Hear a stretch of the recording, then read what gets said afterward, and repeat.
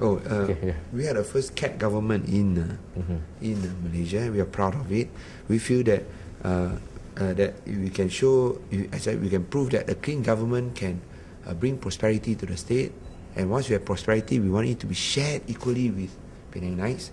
And to do that, I think we must have CAT philosophy. That is competency, accountability, and transparency. Accountability, I think, speaks for itself. Part of democracy. You must listen to the people. Transparency, you want a clean government. Competency is where you choose the best, regardless of race, religion, gender, or political affiliation. Choose the best so that we can be on top of the rest. That should be the guiding principle. And if we are still so blinded by our political interests, I think we are doing a national disservice. Political interest should always take second place to national and the people's interest. So, of course, when we take Khartoum and South Ano leaders, the Barisan was practically went berserk, say that no, how can this be done? You're trying to to tempt them and all that. One leg cannot go on two boats. So what we are saying is that what's wrong with that? It's international norm, no? No, in America, whether you're Republican or you're a Democrat, if you are appointed to serve, you serve. And this is an honor to serve the people. So same thing for Malaysia. Why should we not chart a new political course? Why should we not establish a new political paradigm? So that at least we can choose the best. So the best and the brightest to give the optimal performance for Penang.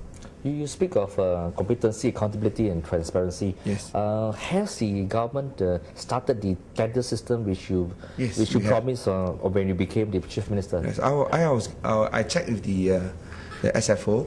She says that because my 100 days when I calculated it was 21st lah. So I told her to submit during then. So she will be giving me a report. And I cannot ask her just like that. But she told me, she assured me that any contract above 200,000 is by open tender, and those below 200,000, according to the law, would be by lot, cabutan undi. I see. By drawing of lots.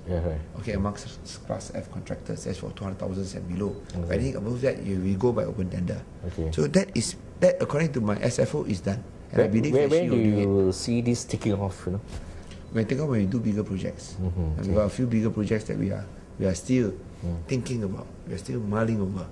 Are ExCo members required to declare the assets? Yes. But to you? No, not to me. Actually, when we make that announcement, we want it to be declared.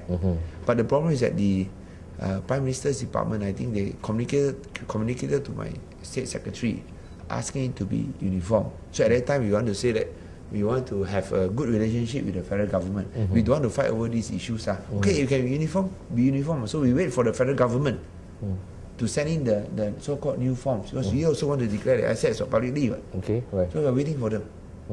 What happens if they don't send? Oh, then we have to do it on our own. But we don't want to use this issue to score political points.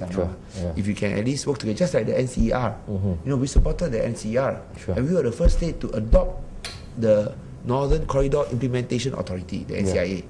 This is a symbol, what do you call that?